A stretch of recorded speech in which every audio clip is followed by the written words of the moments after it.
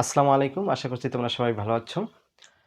তোমরা এসএসসি পরীক্ষার্থী যারা রয়েছো, তোমাদের ২৬ সনে যারা পরীক্ষা দিবা আরকি, তোমাদের কিন্তু পরীক্ষা দরজায় করা নাড়ছে। অর্থাৎ পরীক্ষা কিন্তু খুবই সন্নিকটে। তো তোমাদের বোর্ড পরীক্ষার প্রস্তুতিটা আসলে আরেকটু স্মুথ করার জন্য তোমাদের নিশ্চয়ই একটি সাজেশন বা একটি ভালো সাজেশন বলবো। একটি ভালো সাজেশন পেলে তোমাদের প্রস্তুতিটা খুব কম সময়ের মধ্যে গোছানোটা খুব সহজ হয়। তো তোমাদের প্রস্তুতিটা সহজীকরণ করার স্বার্থেই আসলে আমাদের এই প্রসেসটা। তো আজকে আমরা আলোচনা করব ইংরেজি ফার্স্ট পেপারের আসলে সিন প্যাসেজ, কম্পেলিং স্টোরি, তারপর ডায়ালগ, হ্যাঁ, এরকম অন্যান্য যে বিষয়গুলো রয়েছে যেগুলো আমরা মেমোরাইজিং পার্ট হিসেবে বা লিখিত পার্টের অংশে যেটা মুখস্থ করতে হয়, অথবা যাদের ইংলিশ ফ্রি হ্যান্ডরাইটিং ভালো তারা এখানে খুব ভালো করার একটা সুযোগ রয়েছে। অন্যান্য অংশে মার্কস একটু কম পেলেও আমরা কিন্তু রাইটিং পার্টে যদি একটু ভালো মার্কস নিয়ে আসতে পারি, সেক্ষেত্রে কিন্তু আমাদের রেজাল্টটা খুবই একটি হেলদি হয়। সো আর কথা বাড়াবো না, চলো আমরা শুরু করি। আজকে আমরা ফার্স্ট পার্ট নিয়ে আলোচনা করব, পরবর্তী ভিডিওতে হয়তো আমরা সেকেন্ড পার্ট নিয়ে আলোচনা করব। তো ইংলিশ ফার্স্ট পার্ট আজকে দুটোই আমার করা রয়েছে, তোমরা যদি একটু দেখো। এই হলো ইংলিশ সেকেন্ড পার্ট। হ্যাঁ, আজকে আমরা ইংরেজি ফার্স্ট পার্ট নিয়ে আলোচনা করব, দ্বিতীয় ভিডিওতে ইংলিশ সেকেন্ড পার্ট নিয়ে আলোচনা করব। তো এই যে সাজেশন বা এই সাজেশনটা আসলে আমি কোথা থেকে নিয়েছি, এটা তো আর আকাশ থেকে পড়ে আসে নাই। আসলে সারা বাংলাদেশে প্রায় যে কলেজগুলো রয়েছে, খুব ভালো ভালো যে কলেজগুলো রয়েছে, তাদের টেস্ট পরীক্ষার যে কোশ্চেন, সেই টেস্ট পরীক্ষার কোশ্চেন বিশ্লেষণ করেই মূলত, অর্থাৎ টেস্ট পেপার যে বের হয় সেই টেস্ট পেপারের কোশ্চেনগুলো আসলে বিশ্লেষণ করেই মূলত এই সাজেশনটা বানানো হয়েছে, যাতে আসলে তোমাদের জন্য খুব কম সময়ের মধ্যে একটি ভালো একটি প্রস্তুতি তোমরা আসলে গুছিয়ে নিতে পারো।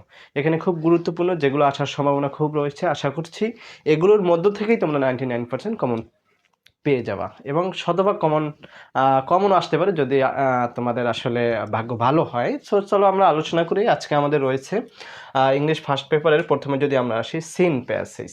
সিন প্যাসেজের মধ্যে আসলে আমরা জানি সিন কম্প্রিহেনশন থেকে আসলে আমাদের অনেকগুলো বিষয় থাকে। সো আমাদের টেক্সটুয়াল যে আসলে ইউনিটগুলো রয়েছে সেখান থেকে মাত্র আমরা 6টি প্যাসেজ নিয়েছি। এগুলো আসলে খুবই গুরুত্বপূর্ণ, চাইলে এখান থেকেও কিছুটা কিন্তু মিনিমাইজ করা যায়। যদি আমরা একটু আলোচনা করি এখানে, প্রথমে রয়েছে দেখো সিন প্যাসেজের ভিতর মেহেরজান, এটা খুবই গুরুত্বপূর্ণ, বাট এটা কিন্তু 2025 সনে ঢাকা বোর্ডে এসেছে। তবে 2025 সনে ঢাকা বোর্ডে আসলেও ঢাকার বিভিন্ন কলেজে কিন্তু আবার দেখা যাচ্ছে, ক্যাডেট কলেজ থেকে শুরু করে অন্যান্য যে গভর্নমেন্ট কলেজগুলো রয়েছে, সেক্ষেত্রে আমরা দেখতে পাই এটা কিন্তু টেস্ট পরীক্ষায় আবার রিপিট হয়েছে। সো 2026 সনে এটা রিপিট হওয়ার সম্ভাবনা রাখে। সেক্ষেত্রে আসলে সম্ভাবনার অংশ হিসেবে আমি এটা আসলে ইনক্লুড করেছি, বাট এটা একটু কম ইম্পর্টেন্ট। বাট তার থেকে গুরুত্বপূর্ণ যে বিষয়টা, হিউম্যান ক্যান নেইদার চেঞ্জ, এই যে বিষয়টা রয়েছে, অর্থাৎ রিনিউয়েবল এনার্জি বা সাউন্ড রেডিয়েশন, সেই প্যাসেজটা কিন্তু খুবই খুবই ইম্পর্টেন্ট তোমাদের জন্য। দেন হচ্ছে মালদ্বীপের যে ঘটনা, তোমরা এখানে জানো ভুটান, মালদ্বীপ, নেপাল, বিভিন্ন আমাদের যে পার্শ্ববর্তী দেশগুলো রয়েছে সেই দেশগুলো নিয়ে আলোচনা। তো সেখানে মালদ্বীপটা আমার কাছে খুবই গুরুত্বপূর্ণ মনে হয়েছে। শুধু আমার কাছে নয়, অর্থাৎ টেস্ট পরীক্ষার যে কোশ্চেনগুলো সেখানে অনেকগুলো কলেজে কিন্তু এই সিন কম্পিটিশনটা তারা গুরুত্বপূর্ণ মনে করেছেন। তারপরে প্রীতিলতা ওয়েদার, হ্যাঁ, তারপরে জহির রায়হান আর আউট শুট কমফোর্ট, অর্থাৎ আমাদের যে গ্রাফিতে একটা চ্যাপ্টার রয়েছে, তো ওর ওই ঠিক ওই প্যাটার্নেই আসলে এই আমাদের এই সিনটা, এটা তোমরা যদি বইতে দেখো, এটা কিন্তু তোমার জন্য একটু ইম্পর্টেন্ট। এখানে সবচেয়ে বেশি ইম্পর্টেন্ট হিসেবে যদি আমি বিশ্লেষণ করি, তাহলে আপনি এখানে যদি একটু মার্কিং করি, তাহলে দেখা যাচ্ছে এখানে হিউম্যান এই 2 নম্বরটা, আর তোমার এখানে জহির রায়হান, আর এখানে আর্টশুট কমফোর্ট, এই তিনটে খুবই গুরুত্বপূর্ণ তোমাদের জন্য। তারপরে আমরা আসি কম্পিটিং, ওকে, কম্পিটিং স্টোরির কথা যদি আমরা বলি, আসলে কমপ্লিটিং স্টোরি কিন্তু আসলে এর যে সিলেবাস বলবো না, আসলে কম্পিটিং স্টোরিটা কিন্তু আসলে সংখ্যা হিসেবে বিবেচনা করলে কিন্তু আসলে অনেক এনর্মাস, রাইট? সো এখানে কম সময়ের মধ্যে, বা যারা আসলে পড়াশোনা একটু কম পড়াশোনার মধ্যেই যারা একটা ভালো প্রস্তুতি আসলে গোছাতে চাও, তোমাদের জন্য আমি বলবো এখানে 8টা কম্পিটিং স্টোরি রয়েছে, এগুলো খুবই গুরুত্বপূর্ণ। এগুলো পড়া থাকলে আমি বলবো যে 99% প্রস্তুতি তোমার আসলে গোছানো হয়ে যায়। সো তারপরে আরও যদি সময় থাকে, তোমরা আরও যদি এটাকে আর একটু বড় করতে পারো, 8টা থেকে তোমরা যদি আরও 10টায় নিয়ে যেতে পারো বা 15টায় নিয়ে যেতে পারো, সেটা তোমাদের জন্য ভালো হবে। বাট টেস্ট পরীক্ষার কোশ্চেন বিশ্লেষণ করে এই 8টা আমার কাছে খুবই গুরুত্বপূর্ণ মনে হয়েছে। তার মধ্যে প্রথমত যদি আমরা দেখি, কিং মিদাসের ঘটনা তোমরা সবাই জানো, একজন রাজা যিনি আসলে আরও আসলে তার যে তিনি আসলে ধনী, আরও ধনী হওয়ার প্রচেষ্টায় একসময় তিনি আসলে সেই একটা ম্যাজিক পাওয়ারের খোঁজে আসলে সন্ধান করছিলেন। সেই ম্যাজিক পাওয়ার পাওয়ার পরে তিনি যেটাকে আসলে স্পর্শ করতেন সেটাই স্বর্ণ হয়ে যেত। যাই হোক, পরবর্তীতে অনেক তার জীবনে আসলে অসহায়ত্ব চলে আসে, এক পর্যায়ে সে আবার সেই ম্যাজিক পাওয়ার থেকে কি আসলে মুক্তি পাবেন সেই ঘটনাটা। তো যাই হোক, এটা খুবই গুরুত্বপূর্ণ। তারপরে রবার্ট ব্রুস, এটা তো আসলে বরাবরের জন্যই গুরুত্বপূর্ণ। তারপরে অ্যান অনেস্ট রিক্সা পুলার, এরকম যে স্টোরিগুলো রয়েছে এগুলো সবসময় গুরুত্বপূর্ণ।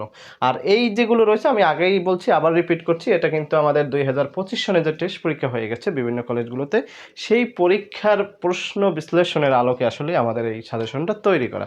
সো আশা করছি এটা তোমাদের পরীক্ষায় খুব কাজে আসবে। তারপরে রয়েছে দেখো সোলো অ্যান্ড স্ত্রী উইঞ্জারের, যে আমরা একটা র্যাবিট এবং টর্টয়েজের যে গল্পটা জানি সেটা কিন্তু এই ঘটনা, হ্যাঁ রাইট।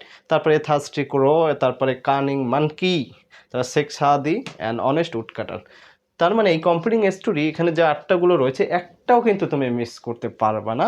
আটটা অবশ্যই অবশ্যই তোমাকে পড়তে হবে। যদি তুমি আরও বেশি পড়তে পারো ওকে ওয়েলকাম, বাট এই আটটা কিন্তু একটাও মিস দেওয়া যাবে না। যদি এসএসসি পরীক্ষা অর্থাৎ 2026 সনে যারা পরীক্ষার্থী রয়েছে, পরীক্ষায় যদি একটু ন্যূনতম একটা প্রস্তুতি নিয়ে পরীক্ষা অংশগ্রহণ করতে চাও, সেক্ষেত্রে এই সাজেশনটা কিন্তু তোমাদের জন্য খুবই গুরুত্বপূর্ণ। তারপরে আসি আমরা রিয়ারেন্স। দেখো রিয়ারেন্স এখানে কিন্তু আসলে আমি বলবো শত শত রিয়ারেন্স রয়েছে, রাইট। এখন তুমি কত রিয়ারেন্স আসলে পড়ে যাবা। রিয়ারেন্সটা কিন্তু মূলত যে বিষয়টা হচ্ছে, অর্থাৎ ইংলিশ রিডিংয়ে আসলে আমাদের কতটা আসলে কোয়ালিফাইড, বা আসলে ইংলিশ রিডিংটা আসলে আমরা কতটুকু বুঝতে পারি, সেটা কিন্তু রিয়ারেন্সে আসলে প্রমাণ করার সুযোগ রয়েছে। সো অনেকেই আছি আসলে আমরা একটা রিয়ারেন্স বা আসলে একটি বড় একটি প্যাসেজ কয়েকটি আসলে গুরুত্বপূর্ণ সেন্টেন্সে ভাগ করে যখন এরকম একটা চলে আসে, অনেকটাই এসে বায়োগ্রাফি রিলেটেড। সো গল্পটা না জানলে কিন্তু আসলে আমরা সিকোয়েন্সটা মেনটেন করতে পারি না, এটা কিন্তু প্রবলেম হয়। গল্পটা জানা থাকলে কিন্তু সিকোয়েন্সটা ধরা যায়। গল্পটা যদি আমি একেবারে আননোন হয় বা কখনোই শুনি নাই বা জানি না, সেরকম একটি রিয়ারেন্স চলে আসলে কিন্তু আমাদের আসলে সিকোয়েন্সটা মেনটেন করতে অনেকটাই ডিফিকাল্টিস ফেস করতে হয়। সো এই জায়গায় আসলে আমি বলবো এই বায়োগ্রাফি রিলেটেড যে আসলে রিয়ারেন্সগুলো রয়েছে তার মধ্যে যে গুরুত্বপূর্ণ যেগুলো, অর্থাৎ টেস্ট পরীক্ষায় যেগুলো অলরেডি চলে আসেছে, সেগুলোই আসলে আমরা পড়ব। এখানে আলবার্ট আইনস্টাইন যেটা রয়েছে, তারপর দেখো and the idol king and the wise physician. এখানে একজন রাজা যিনি আসলে অলস, খুব একটা পরিশ্রম করতেন না, দ্যাটস ওয়াই তিনি আসলে বাল্কি মানে মোটা হয়ে যান, অর্থাৎ তার শারীরিক যে স্থূলতা সেটা দেখা দেয়। তার পরবর্তীতে সেই ঘটনা তোমরা অবশ্যই জানো, এইগুলো কিন্তু রিয়ারের জন্য খুবই গুরুত্বপূর্ণ। তারপর বুদ্ধের কথা রয়েছে, নেপোলিয়ানের কথা আছে, আলেকজান্ডার ফ্লেমিং, তারপর সক্রেটিস, হিলারিয়ান তেনজিং, হ্যাঁ, নেলসন ম্যান্ডেলা, তাইমুর, অর্থাৎ তৈমুর লংয়ের যে ঘটনাটা সেটা আর কি। তারপরে জহির রায়হান, অর্থাৎ এই জহির রায়হানটা কেন ইনক্লুড, এটা অবশ্যই টেস্ট পরীক্ষায় অনেক কলেজেই এসেছে, এবং পার্সোনালি মানে আমার দিক থেকে যদি আমি বলি এটা গুরুত্বপূর্ণ, কেননা তোমাদের টেক্সচুয়াল যে বইটি রয়েছে, অর্থাৎ ইংলিশ ফার্স্ট পেপার যে টেক্সট বইটা, সেখানেও কিন্তু জহির রায়হান সম্পর্কে বলা রয়েছে। সো রিয়ানা সেখান থেকেও চলে আসতে পারে। তারপর ওখানে আরও ঘটনা আছে, প্রীতিলতা ওয়াদ্দেদার রয়েছে না, তারপরে অন্যান্য যে বিষয়গুলো আছে বায়োগ্রাফি রিলেটেড, সো সেগুলোও কিন্তু চলে আসতে পারে। তারপরে তোমার অ্যারোসেলস অ্যান্ড দ্য লায়ন, এটা অনেক কলেজে চলে এসেছে। তো রিয়ারেন্সগুলো এখান থেকে যেগুলো দিয়েছি টোটাল এখানে হয়তো 11টা রয়েছে।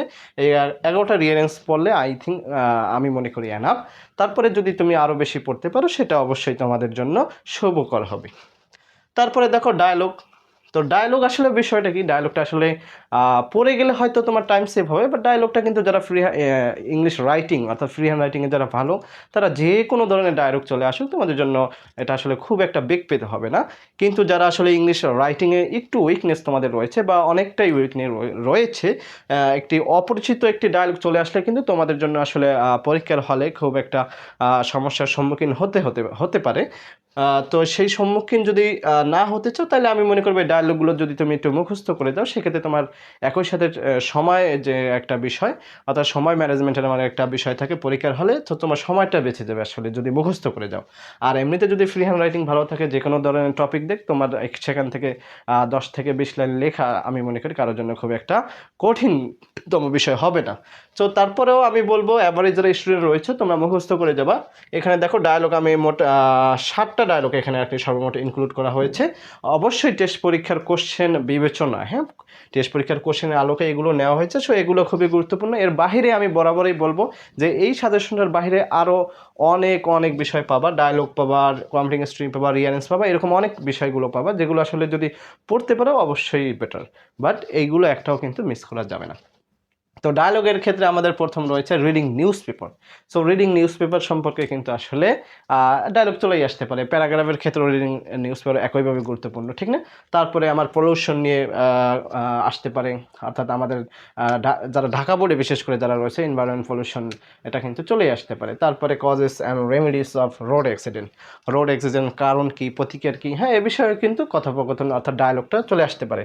তারপর সিটি লাইফ অ্যান্ড ভিলেজ লাইফের যে আসলে সুবিধা অসুবিধা সেগুলো নিয়ে একটা হতে পারে।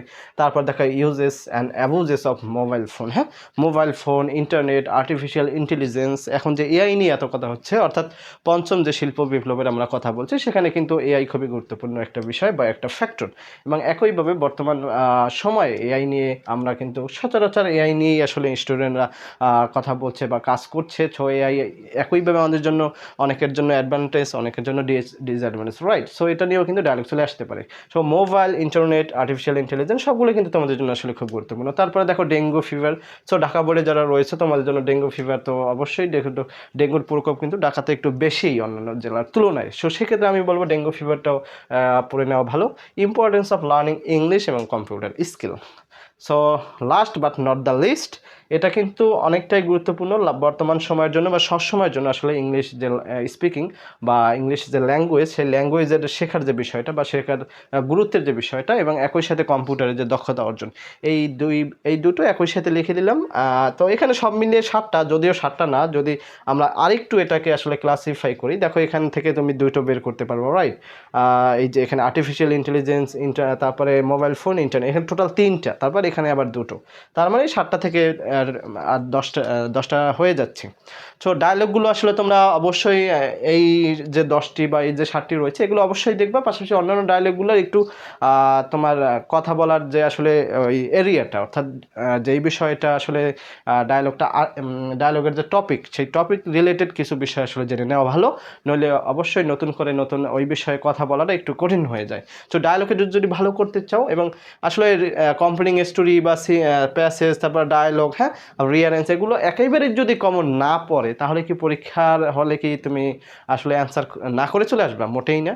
সো আসলে সেই ক্ষেত্রে আসলে কি পদক্ষেপ নিবা বা কীভাবে আসলে এগুলো অ্যান্সার করতে হয়, সেগুলো নিয়েও আমরা অন্য একটি ভিডিওতে হয়তো কথা বলবো। আজকের আসলে আমাদের এই ভিডিওতে আসলে আমরা বলার চেষ্টা করেছি বা আমি বলার চেষ্টা করেছি ইংলিশ, তোমার 26 সালে যারা পরীক্ষার্থী রয়েছে তোমাদের ইংলিশ যে প্রথম পত্র বা ইংলিশ ফার্স্ট পেপারের আসলে যে বিষয়গুলো আসলে সিন কম্প্রিহেনশন বাদে যে বিষয়গুলো থাকে আমাদের রাইটিং পারে, সেই বিষয়গুলো যাতে কভার করা যায়। তো সিন কম্প্রিহেনশন আসলে এইটা আসলে যে কমন না পড়লেও কিন্তু এখানে খুব একটা বেগ পেতে হয় না, বিকজ যাদের রিডিং স্কিল ভালো তারা কিন্তু এখান থেকে বাকি প্রশ্নগুলো সিন তোমার কম্প্রিহেনশন যেটা থাকে বা প্যাসেজ যেটা থাকে সেটা পড়ে পড়ে কিন্তু উত্তর দেওয়া সম্ভব। এখান থেকে একটি বিষয় থাকে যেটা হচ্ছে মানে ফিল ইন দ্য ব্ল্যাঙ্কস, যেটা আসলে একেবারে আগে থেকে পড়া না থাকলে অ্যান্সার করাটা একটু কঠিন হয়ে যায়। তো যাই হোক, এই বিষয় নিয়ে আমরা পরবর্তী আরও বিস্তারিত আলোচনা করব। আজকে আসলে আমরা এই পর্যন্তই থাকি। পরবর্তী ভিডিওতে ইনশাল্লাহ আমরা তোমার ইংরেজি দ্বিতীয় পত্রের যে একটি সাজেশন রয়েছে সেটা আলোচনা করার চেষ্টা করব।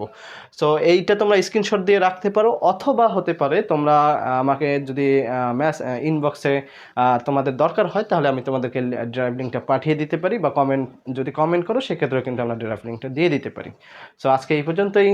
পড়াশোনা করো, বোর্ড পরীক্ষা খুব সন্নিকটে, প্রস্তুত হও। দেখা হবে পরবর্তী ভিডিওতে ইনশাল্লাহ।